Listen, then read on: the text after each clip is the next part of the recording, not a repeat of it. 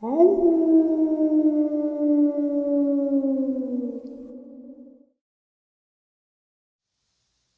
and salutations, everyone. I hope everyone is doing well today, and welcome to this upload. Before we jump on into it, a couple quick links. As many of you may know, I rely on Patreon, PayPal, channel membership, and the merch to help the channel to continue to grow and go. Links to Patreon, PayPal, and channel membership is in the description below. Merch displayed directly under the video.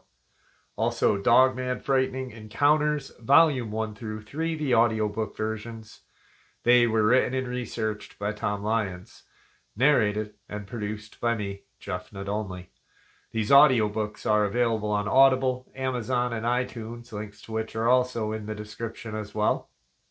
And finally, last but definitely not least, if you'd really like to help support this channel to continue to grow and go, simply subscribe. It does not cost a cent. Click that like button, takes half a second.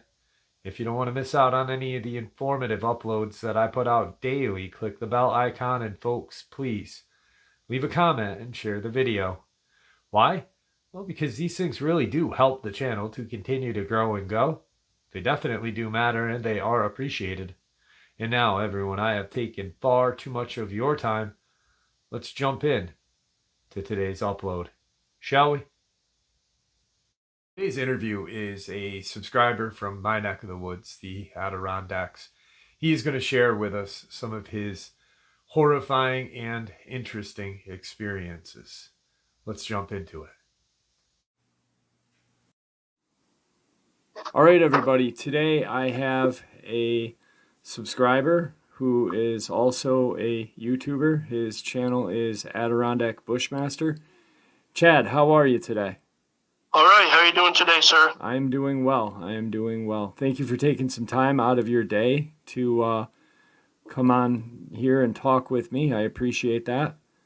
You're very welcome. Now, Chad reached out to me the other day when I was talking about the Messiet case, which is in my backyard and in his front yard.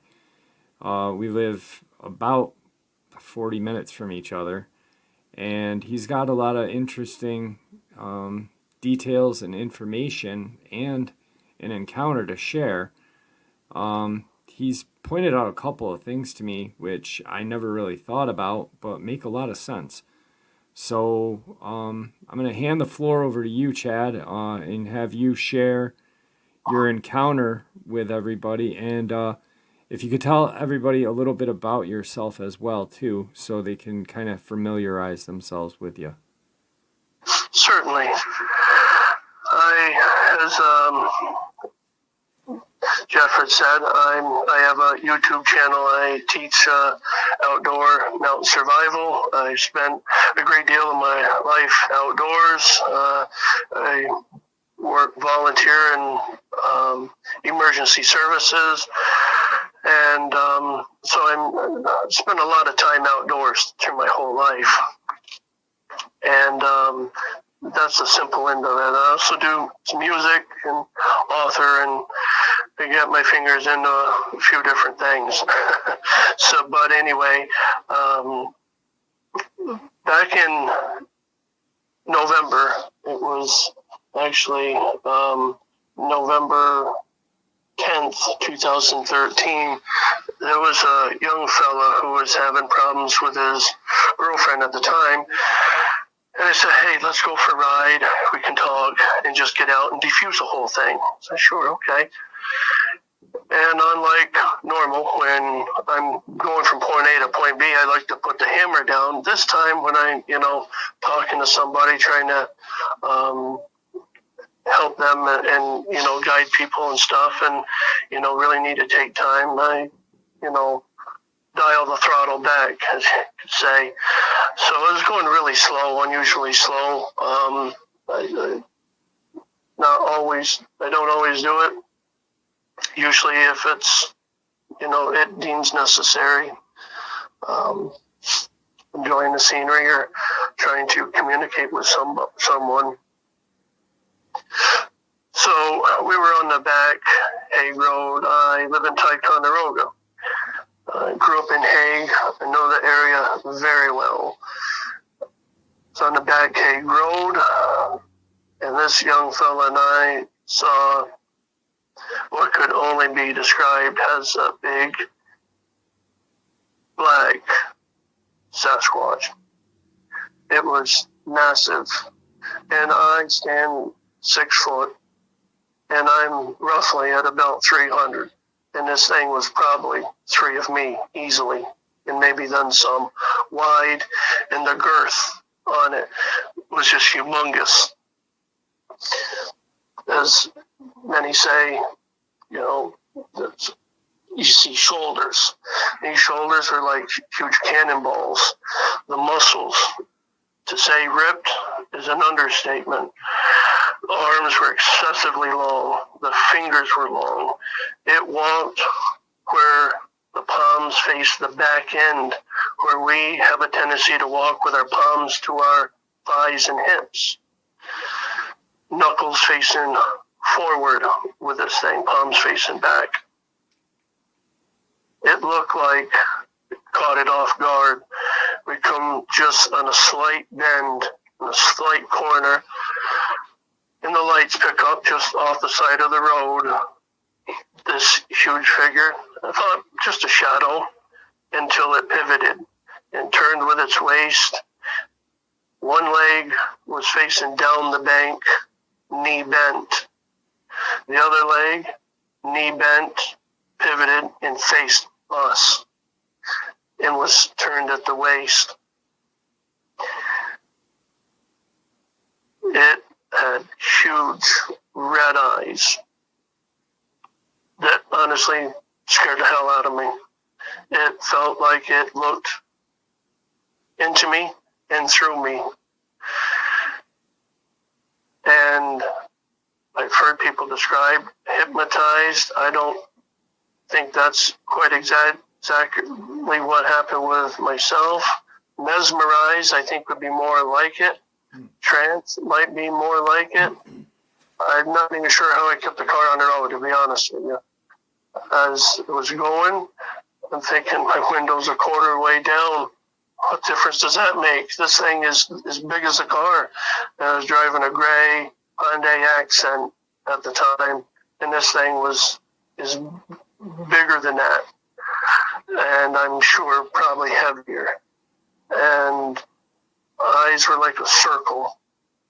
As it got closer, they seemed to kind of not really, maybe dim just slightly to like an ember reddish orange color. And you could see like, and there was like corners of the eyes at this point. They were on all 4 corners slightly flat. I'm not sure how to explain that. I don't know really what that means. But it looked surprised at first. I don't know if it stepped out of a portal, maybe not. I didn't see anything of that nature. My car at the time made this rapping, tapping, flapping sound, so I don't see how it couldn't have hurt us. Now, on that night, another thing that Chad and I were talking about is it was snowing out. And up here or anywhere, to be honest with you, when it's snowing and it's night, it's quiet. It's very, very quiet.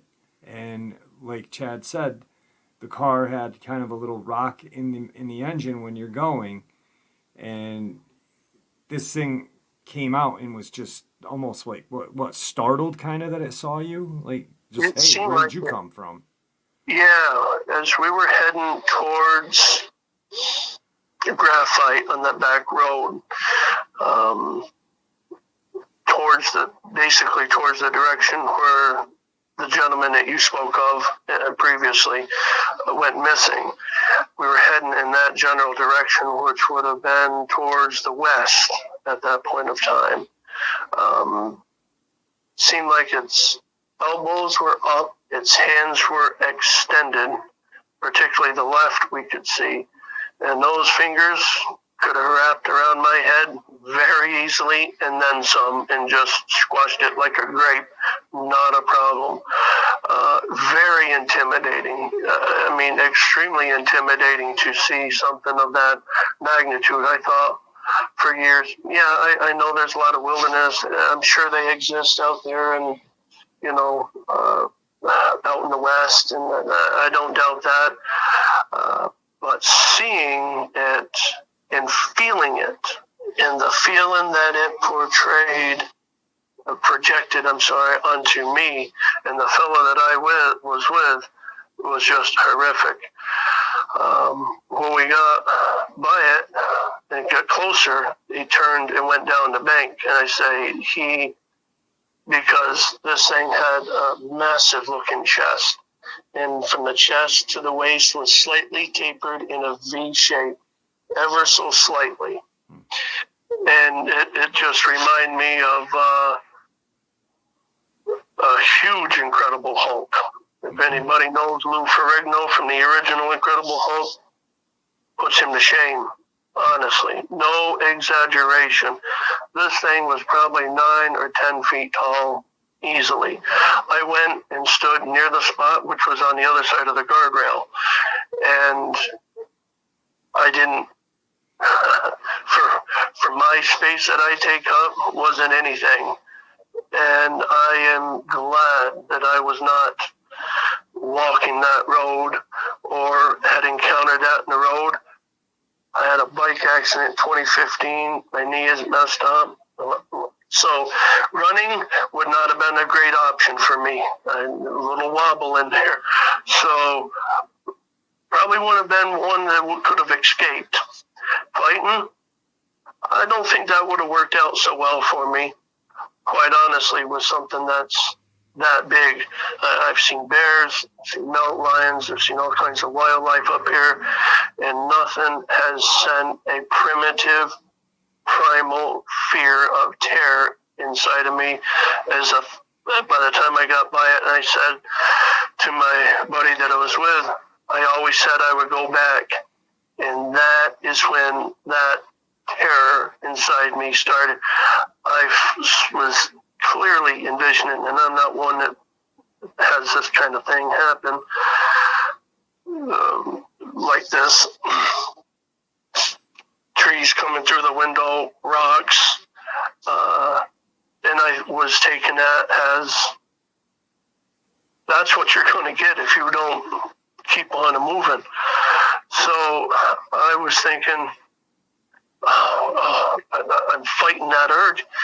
And then at the same time, I felt it deep in my every being, every ounce in my being, go. At that same time, I almost verbally said it.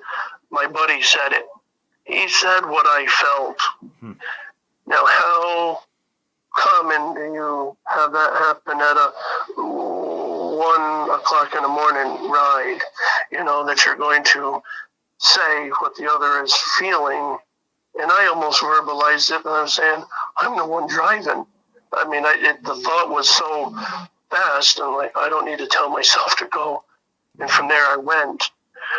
And so I'm not one that reaches out to other channels or other people.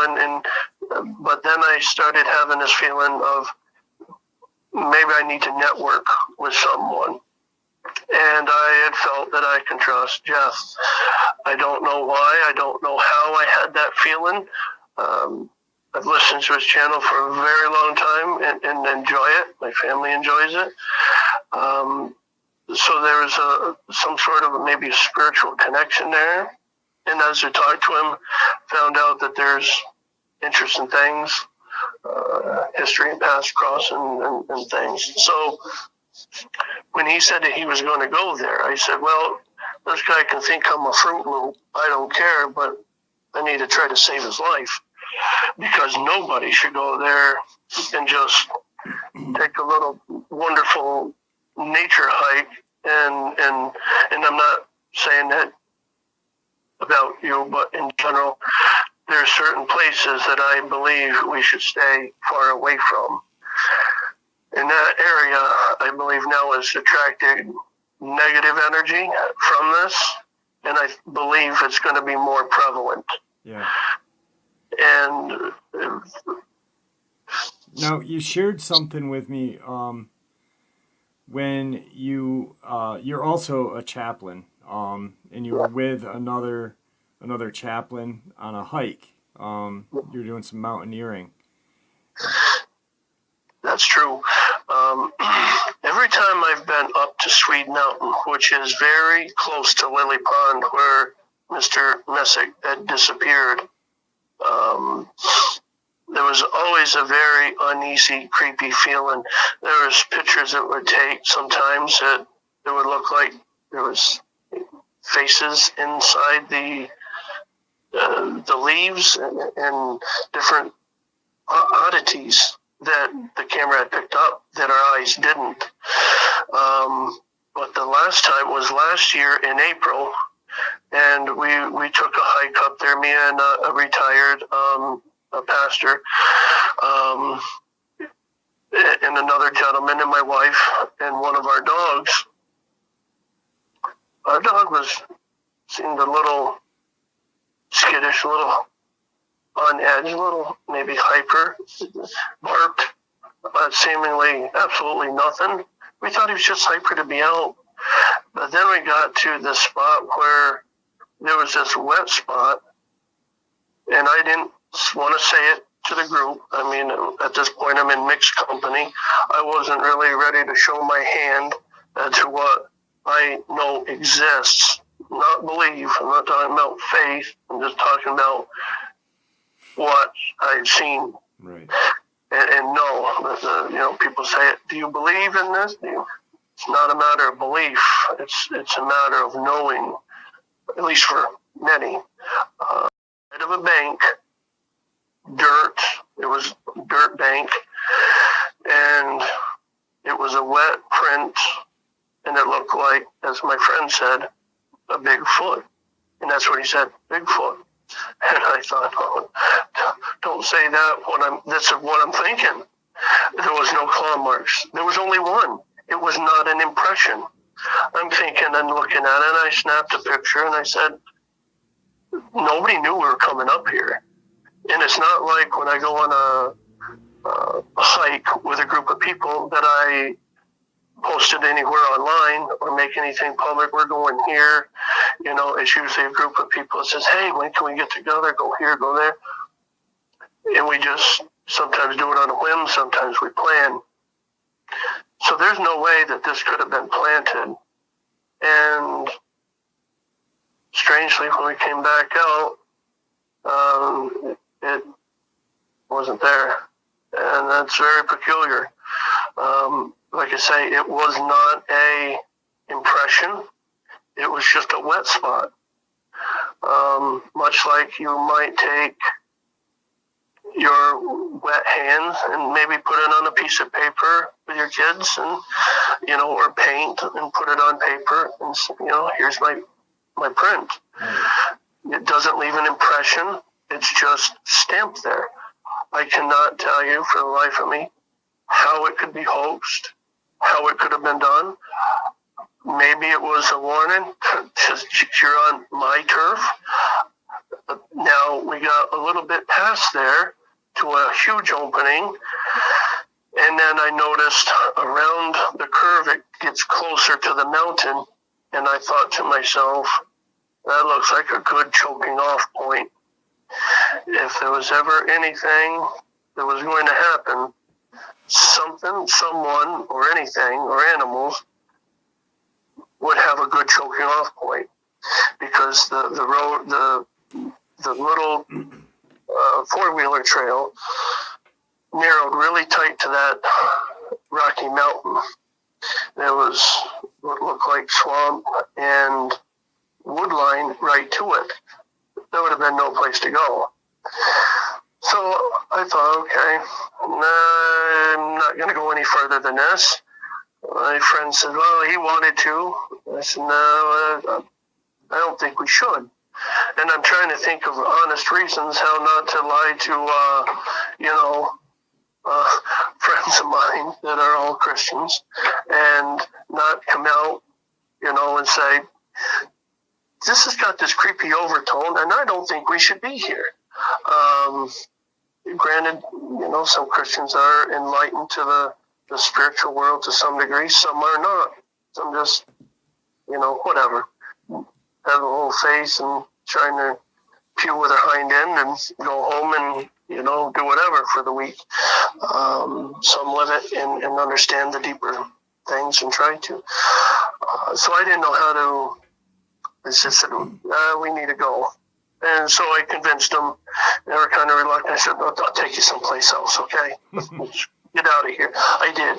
And then by that time, my one buddy was tired. He was like, I'm going to sit here. And when we got to another place, but I took some pictures with my digital camera, not my phone, my digital camera, which picks up huge detail, massive amounts of detail, which I love because when I get down the road, like days, weeks, sometimes months or years later, I'll come back to these photos and I'll zoom them in and I'll try to find the detail. Well, on this one, I found this big bird at the top of a dead, broken off tree looking over its shoulder. I said, it's looking at something. I want to know what it's looking at. So I zoomed it in more, and I'll tell you, it looked just like a Sasquatch. I got the picture. Do you have this picture still? I do. In fact, I have a folder on our laptop that has, I say our, my wife and mine, titled Strange Pictures. I have a bit of a washed out track from that night. Actually, it was the next day we went back and got it. So the event probably would have actually been 11/9/2013. Now that was last year. So I've got pictures and people and feelings and sightings all around that time that this gentleman went missing. Right. Now, unless somebody swooped down with something that was very quiet and snatched him up or beamed him up like Star Trek, which I don't know that anybody's got that technology, something snatched him up and went, I think, quite honestly, possibly underground, maybe under that rock. I don't know. I wouldn't be surprised if they've ever found if they maybe find some remains over near Farrow Lake. Yeah. I've listened to Missing 411, and they're always where you do not expect it. It's either going to be where you searched, or it's going to be so far off the beaten path. I was researching one case that was up in, I believe it was Tupper Lake. They had the Green Beret come in. A young kid, I think he was like 6 years old. It might have been a Douglas Leg, off the top of my head, if I remember the name correctly. They had the dog, and it tracked through the woods 30 miles. It came to a pond on the other side of town, and the dog stopped. They wouldn't go any farther. Now, they had a scent, obviously, at some point, and then lost it. The Green Berets are never brought in. Nope. Or that. It would be the National Guards. So the Green Berets did not talk to anyone there from anything that I have heard. So it is suggestive, very suggestive. They were there hunting something. And they weren't there to find someone. They were hunting something. That's just how it seems to me.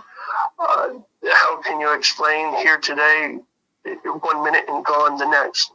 This uncle turned around, and this boy was several feet from him. They could see the cabin that they were staying in, that they owned, and gone.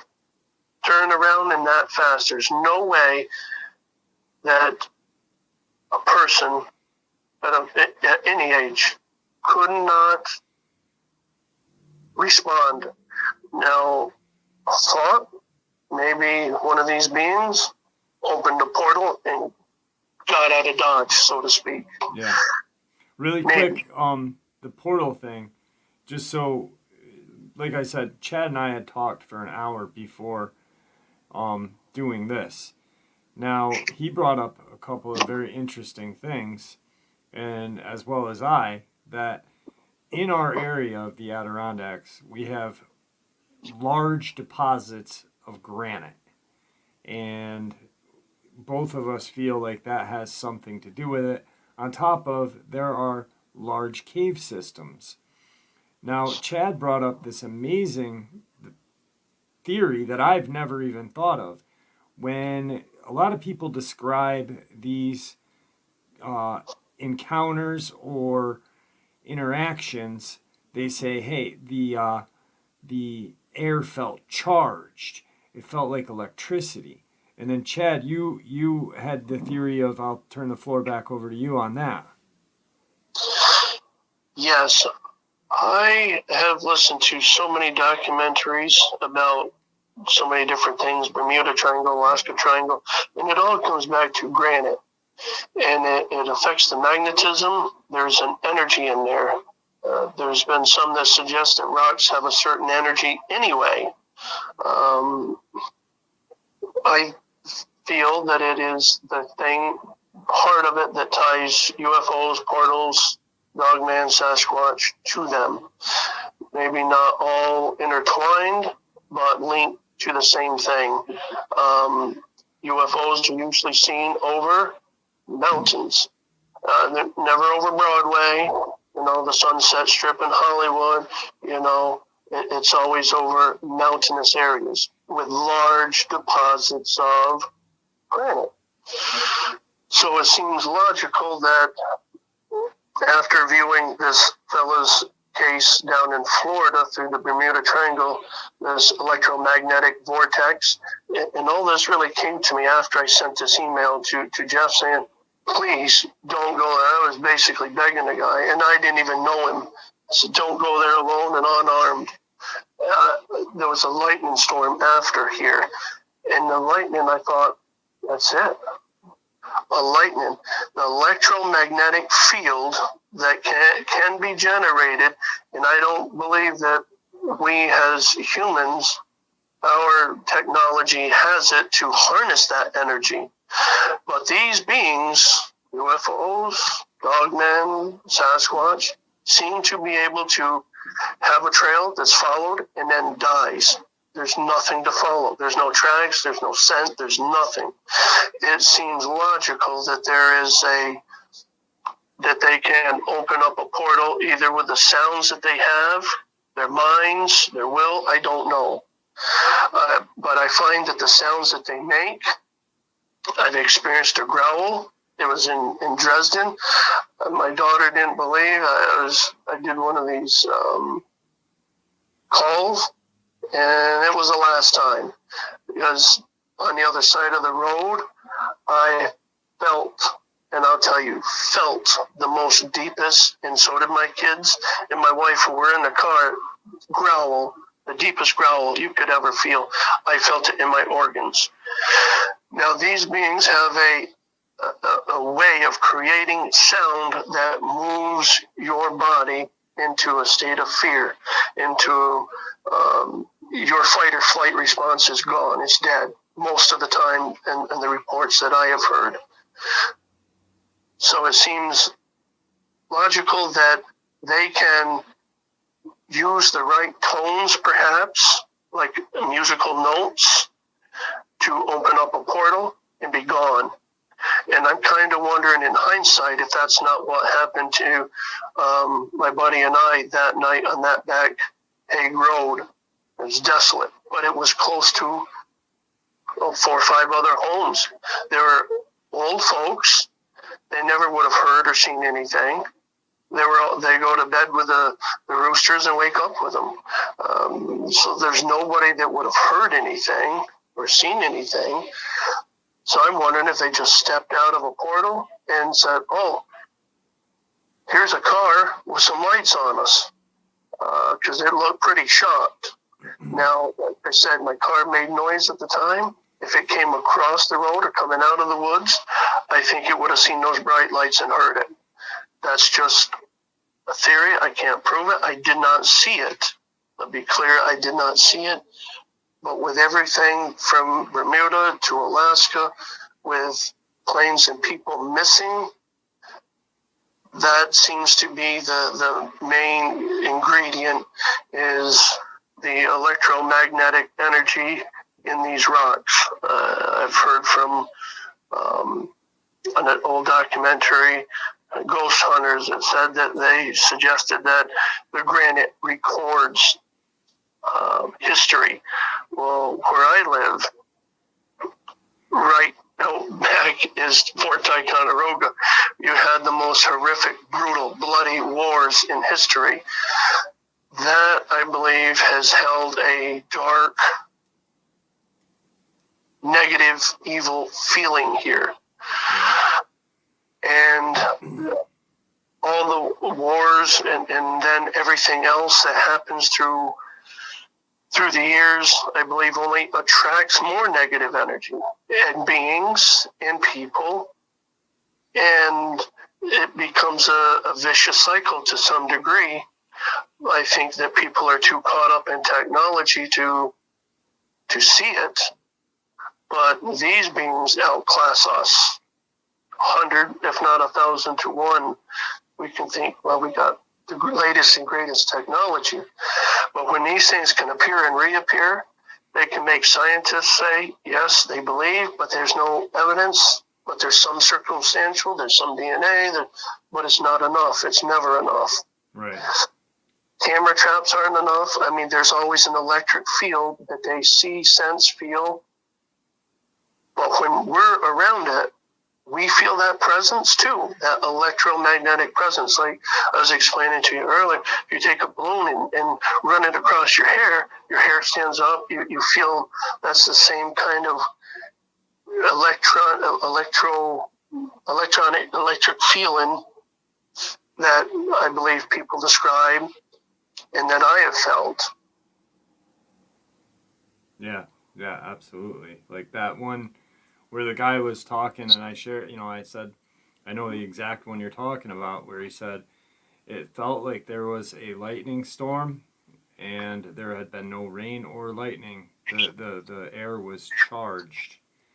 And, exactly. It's definitely, when you said that to me, I was like, wow, that's really something to look into and think about. It's funny that you brought up Dresden, because I used to, growing up, I used to work for a landscaping company, and the lady bought the old Dresden Hotel, and we used to take care of the property out there. And I remember a huge field, and it hadn't been mowed for years. And just getting a really eerie feeling being out there, because you've got, like, I believe it's the beginning of Champlain. It's almost like the beginning and end of the end of Lake George, beginning of Champlain, kind of like connecting right there where the old Dresden Hotel used to be. There's some train tracks back there, and it's just a very creepy place in general. Yes, it is. And then, from Dresden, you go north, kind of northwest is Ty, yes. and then down 9 is me. And it's, that area is just, like you said, bloody battles, Revolutionary War, Native American slaughters. We have a road by me that's called Bloody Pond Road, and the reason why it is called that is because a group of Native Americans were slaughtered mercifully there. And there's been numerous, nothing to do with Sasquatch or Dogman, but there's been numerous UFO sightings in that area. So I believe you're, just like I've said it many times, negative energy attracts more negative energy. Absolutely. And then you shared something where you were talking about these cave systems, and there, ironically enough, is a cemetery behind these cave systems. Yes, where we had that encounter just down the road, like members. It's a cemetery. It's fairly new, probably last 40, 50 years maybe. It might go back to the 60s. But anyway, behind that is a bit of a mountain. And a friend of mine told me that you can't traverse it. Well, after what I've seen, I'm thinking, I don't want to traverse it. He had told me that there's caves up there. And at one time, going by, his father went by years ago and saw a fire in one of them. Now, it's interesting because there have been some reports that I have heard that says that, for at least the Sasquatch, that they do have the ability, to have fire. Yes. I don't know. I've never seen it. I'm not going to discredit it. But if they got fingers and a thumb, and I know that they do, they can certainly work any mechanism, or I don't know how they create it. I just understand that they can. Yeah. Yeah. I mean, well, like we were talking, there's two theories. Well, there's many theories, but just the two that me and you were talking about is the portal opening things, and then with the theory of them traveling with Native Americans across the Bering Strait. If they can open a portal, chances are they can create fire. And if they traveled with Native Americans, I'm sure that maybe just through observation, or maybe the natives taught them how to create and harness fire, for warmth, for cooking their food, for whatever. Yes, very possible. Yeah, they're not stupid creatures. Right. There's been numerous from the Pacific Northwest where they've seen them use tools, sticks and stuff. So now, this one got me when we were. Now, where you grew up, just so everyone can kind of get a visual, where Hague is from Ticonderoga is just south, and there's a road called Route 9. Now, that road is going towards Ty, is probably the windiest, skinniest road in the world. I mean, it's almost like those videos that you see on YouTube with those people in India with those, weird trucks, because it's very windy and very tight in some spots. And you were going up to Ty just to hang out one night, and something happened to you up that way. Yes, that's true. I was coming back from Ty. I had hitched a ride. I was, I think, 15, maybe 16 at the time. And I was let off at what the restaurant used to be called Indian Kettles. It overlooked Lake George, the lake itself, not confused with Lake George Village, but the lake over towards Anthony's Nose and Hewlett's Landing over in Putnam. And so I was walking, and it was very difficult because, it's like being dipped in ink and let loose in a coal mine. It is so dark, pitch dark, you can't see anything. So I'm starting to get to the light finally. It's probably about a mile or so down the road where Island Harbor is. And that's the name of the sharp turns. It gets really narrow, and it's really close to the lake as you're about to come into downtown Hague. Well, I knew something was creeping off at the time, but I didn't know what until after I started listening to everybody else's encounters. And then I realized, wow, that's what happened to me. Something was pacing me. It was up in the woods. It was up on the bank, backing in there a little ways. And I couldn't have seen it. If it stood 2 feet in front of me, I wouldn't have seen it. Big tree branches would break, snap. Hear it walking, I'd stop, it would stop. The classic thing. A lot of people have had it happen. But it happened to me, in the early 90s. And I'm thinking, oh, this is creepy. So when I got to the light, there was a road that goes up to Lakeshore Mines. I booked it. I was beating the bricks as fast as I could, and I was gone. And then I didn't hear it anymore. It could have went up on that road and maybe caught up to me, but I was in some light at that time, so I could see, I could hear, but there was this mansion that sits on the corner there, so that was pretty lit up, and there was some houses. I didn't think that was going to save me, but the lake was there. I would have took my chances of jumping in the lake and maybe getting snagged up on that old shipwreck that's over there, Yeah. just off from the bay. I would have taken my chances with any of that before whatever it was pacing me. I knew bears at the time. They did not do that. Deer did not snap twigs and sticks. You could tell that these sticks were like that. Right. And it happened another time on West Egg Road. And this time I had a friend with me, and it was about the same time. It's about the same age, and it happened again. I said, "Oh no!" And we're coming into the darkest part at the end of West Egg, right near. There's like an old school bus that sits up there. It's, caboose is what people used to call it, but it was like a red trailer, one of those container trailers that haul stuff. Yep. That's what was up there, and it was really dark. Huge pine trees, and it was on a bank, a steep slope, and something was pacing us, and I said, "Oh God, not again!" And and we're off to the races, and we're gone after a little bit of that, and that was creepy. And both times, it felt like that electromagnetic feeling, that electricity in the air, that something's not right. It's too quiet. It's too dark.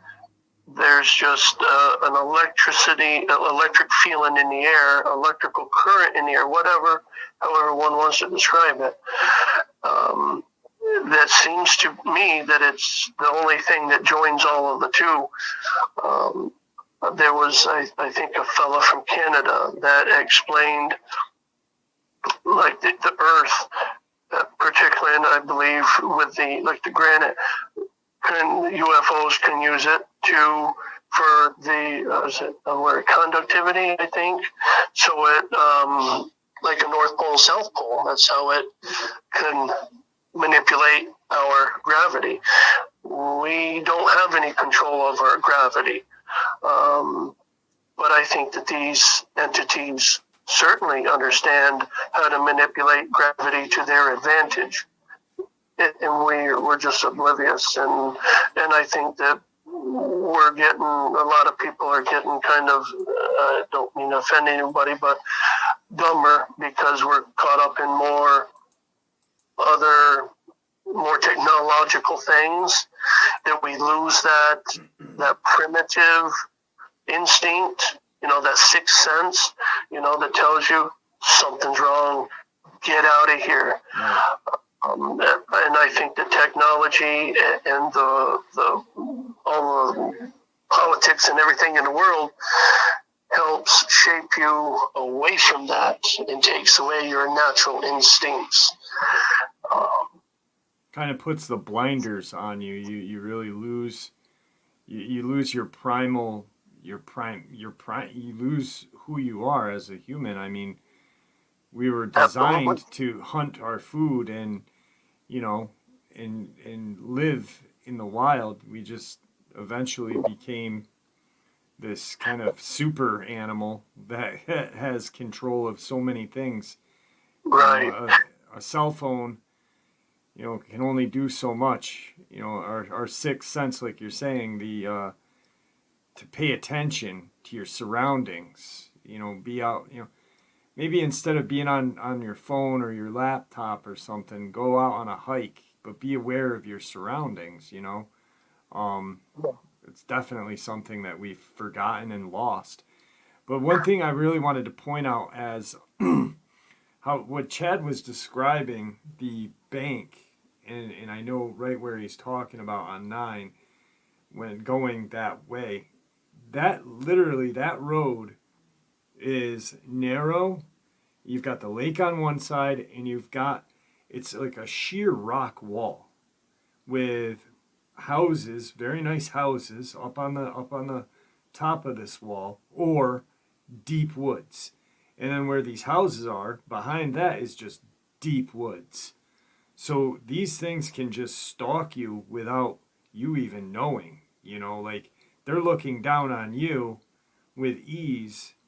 You're looking up, and all you see is a rock wall, which is in some places up there 10, 15 feet, and then woods. So they've got the perfect vantage point right there where you were on that night.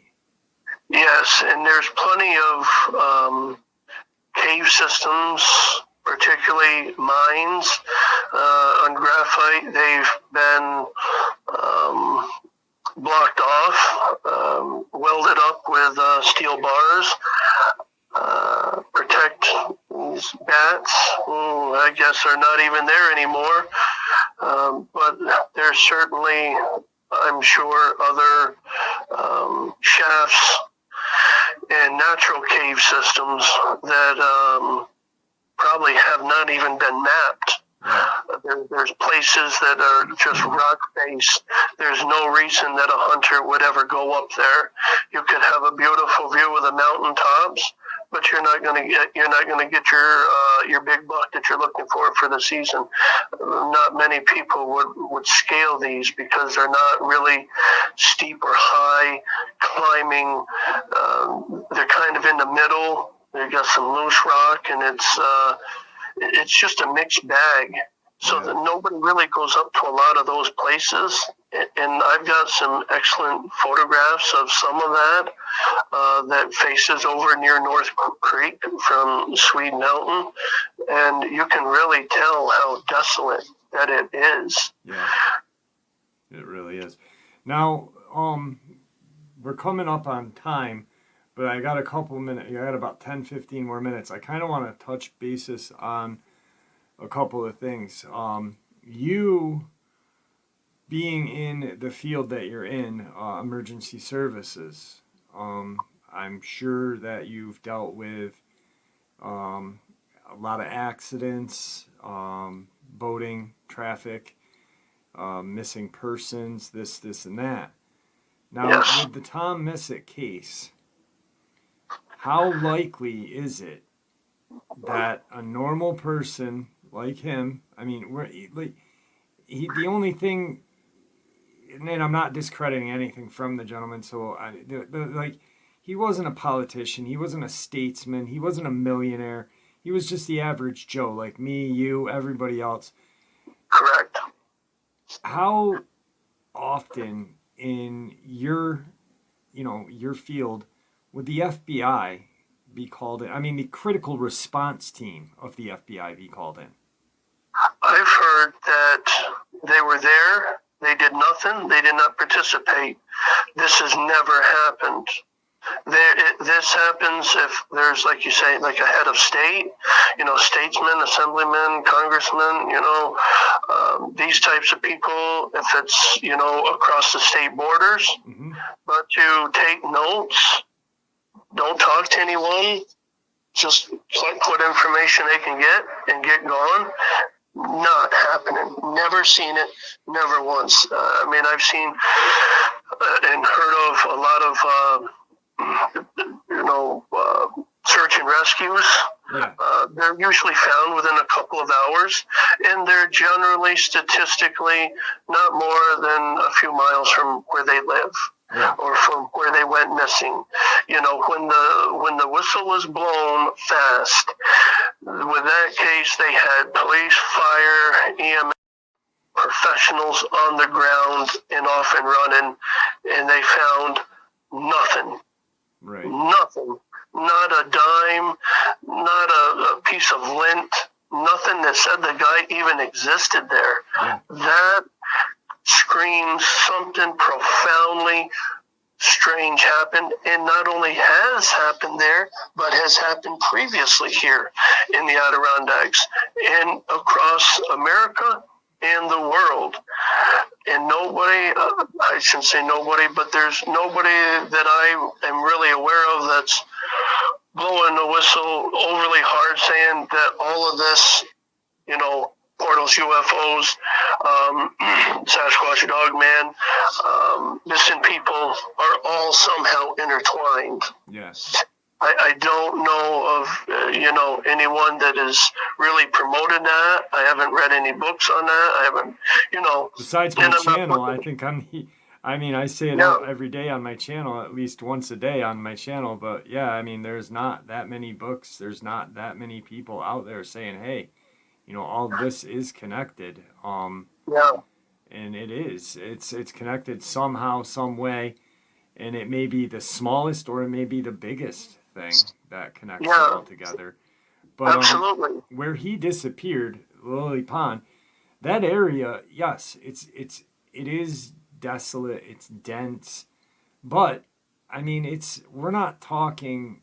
He wasn't in the depths of the Adirondacks. I mean, there's parts of the Adirondacks that are so deep that you could hike for a day. You'll eventually come to a stream or a fire road like we talked about. But where he was, I mean, we're not talking. It shouldn't have happened, to be honest. Correct. Like, he's an outdoorsman, an experienced outdoorsman.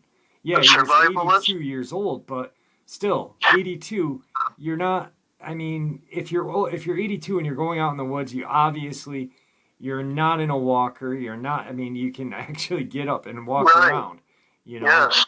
So that just should not have happened. It's unbelievable.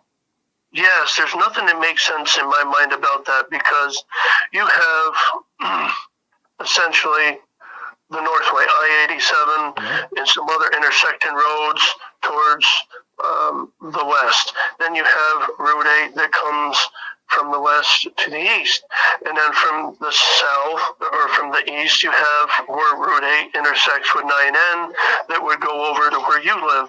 And then that would intersect over there on the opposite side. So there's roads in all four corners that could have been in camps and other things that were accessible very easily had the gentleman got lost, hurt, or injured. Or if that was the case, somebody would have heard that. And my understanding was what I had heard, that they searched 5 miles, a 5 square mile pattern. So they covered a lot of terrain and found nothing. This screams that there's something that's very, very strange with missing people that are just here 1 minute and then gone. Yep. Well, like his wife said, he was an experienced survivor. He taught survival. He would have done one of two things: sat there and waited, or torn off parts of his clothing and made, and left little trail markers. Yes. None of that. It's a very baffling case. And, I'm almost curious, just when we were talking about the FBI thing and how they came in and took notes and really didn't do anything, I'm wondering if they came in, took notes, and under the shroud of darkness, I'm wondering if any kill teams, like the Green Beret that were up north by Tupper Lake, I wonder if any of them came in the shroud of darkness where no one would know and went out and hunted. Highly possible, because north of where you live and south of where I live, Tongue Mountain, that is so desolate, they could have landed helicopters there and no one would have ever known it. Yeah. They could have had a massive team of Green Berets or any other elite team came in there and done business, and we would never know about it. Yeah. There's no, we think it would be on the news. You got to understand, or not you, but the people in general that don't understand these things don't understand. We don't have a news media that says, oh, there's something happening over here. A whistleblower, somebody that sees or hears something, is going to take a long time to get outside of this area. And by the time somebody gets into here, it's going to be done and over with. Yeah, in and out, in and out. And like you said, there's Tongue Mountain is, yeah, I mean, but there's also a shitload of privately owned little airports all around the Adirondacks. Actually, I went for a drive today, and just to get out, and I came across one that I'm pretty sure I knew it was there out in Fort Ann, but completely forgot that it was there. It's a private little owned. I mean, and you pay somebody enough money, they're going to keep their mouth shut, especially if it's a team of Green Beret. You know, who the hell wants to screw with those guys or the U.S. government? Here's a couple or they're going to get, or they'll get threatened, you know, and I've heard that's happened before, that, you know, people get threatened. But I do want to say something else. I was referencing people that are talking about missing people in general. Mm-hmm. Don't blow the horn about it. So please don't take that like I was referring to you or anybody that's, you know, talking about these beings and things like that. So I didn't mean that. If I came up in a negative way, my apologies. No, you didn't. There's just, it needs to be more. More people need to do it, because it's something it's overlooked. You know, like David Politis he's doing a great thing. He's doing a great service, and there needs to be more people like him that really, you know, I mean, my platform's growing. Hopefully my platform reaches the height of him, and I can, you know, become something like that. But people need to know that this stuff is happening. You know, people's loved ones are going missing. It's not just like, you know, and I'm not saying this because, you know, it's not some forgotten soul. You know, this is someone's loved one, someone's dad, granddad, husband, you know. That they will probably never have for closure. I just want to paint this picture for your listeners. Think about your closest loved one, your spouse, your kids. Think about the horrificness that you will never have closure. No closure on what happened. That has got to be absolute hell to live with daily, not knowing. And to think that, you know, people think it's a joke, or, you know, it's nothing, or it's just something unusual. They just turned around and got lost. There's no way. Let's go back to this gentleman, Mr. Messick. Let's say somebody came in and snatched him. For what purpose? Yeah. There's no demands for money. He's like you said, he wasn't a millionaire. He had no enemies. What's the motive? We would have heard something by now. Yeah. It would have came out. Somebody would have known something. Who would have said somebody? Who knew somebody? Nothing. Yeah. Well, there was a theory, like a possible theory that his wife had mentioned that, you know, maybe someone on a four-wheeler had hit him, and, you know, but that is so far beyond happening. Yeah. You know, where he was, there is no really four-wheeling trails out there, you know. Yeah. And regardless of how deaf he is, you know, you're going to hear a four-wheeler coming at you if you only have one good ear, you know. And my understanding is he was off the trail leaning on a big rock. Yeah. Now, somebody hit him. I would surmise that there would be blood. Every accident that I've seen, there's been some bit of blood to some degree or another. They would have been tracks dragging them out. There would have been four-wheeler tracks going in or out. Somebody would have known something. Somebody would have said, well, I saw John Doe burying something and it looked peculiar. Somebody would have seen something, said something by now, and released that. Especially and like you said, the 5 mile perimeter, you know, like that. They a 5 mile radius. That's huge. From where they were, 5 miles to 5 miles, a circle, air and land, people walking that land, they would have come across, you know, little Joey digging a hole, or, you know, some sort of scuffle mark, or, you know, like, you just can't bury somebody and have it look normal in a Yes. day. Yes, once that ground is disturbed and there's people all over, and you know that people up here would have went out back and checked their backyard. They would have looked, they would have listened, they would have done that much. If they were too old or, too young to get involved, they would have looked, they would have seen something. Yep. They would have checked their favorite hiking trails out, their favorite fishing spots. People were all over that whole area looking, and to think that there was, I forget, hundreds of searchers. I could be wrong. Don't quote me. No, there was like hundreds.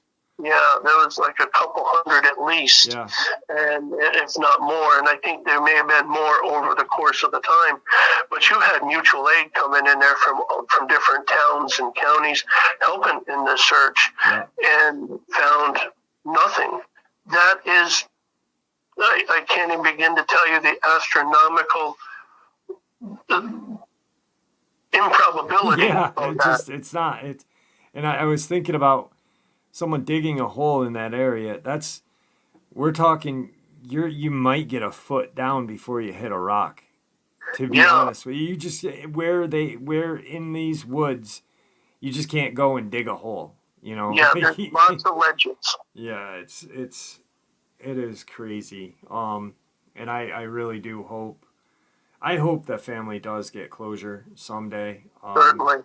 Do I feel like they are? I don't. I really don't, unfortunately. I'd love for them to. But, yeah. So, a couple quick questions. One last quick. The picture that you're discussing with the bird looking over. Yes.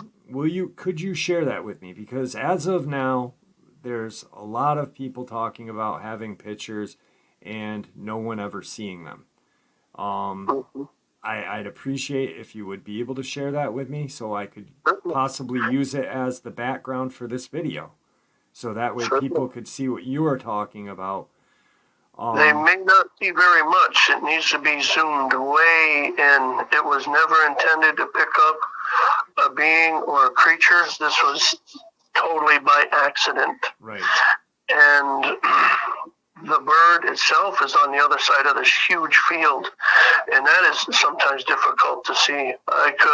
So what I can do is I could use it as the backdrop for this video, and then I have the comment section where you saw the picture of Lake George.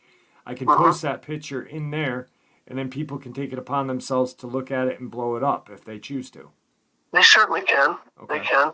And I could, when we connect, I'll show you. I could show you, send you a crop version.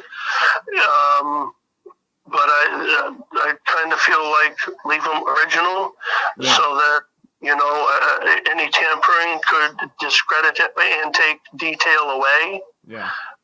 That's just my thought. No, I agree. That's why I said, I'll use it as the backdrop for the video and then post it on the community section.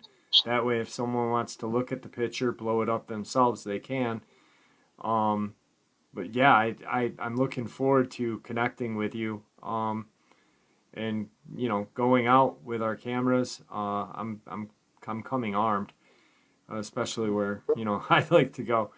But yeah, I really appreciate you reaching out to me. I really do. Thank you very much.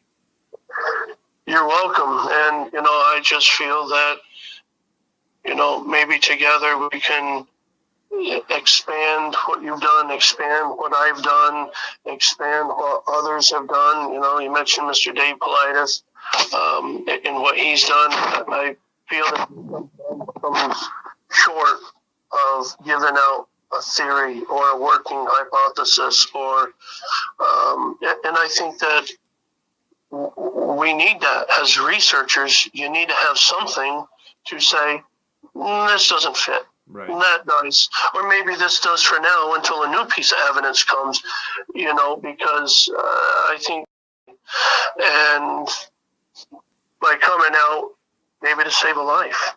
Yeah. Maybe to get people to, I try to teach people, don't run in the woods.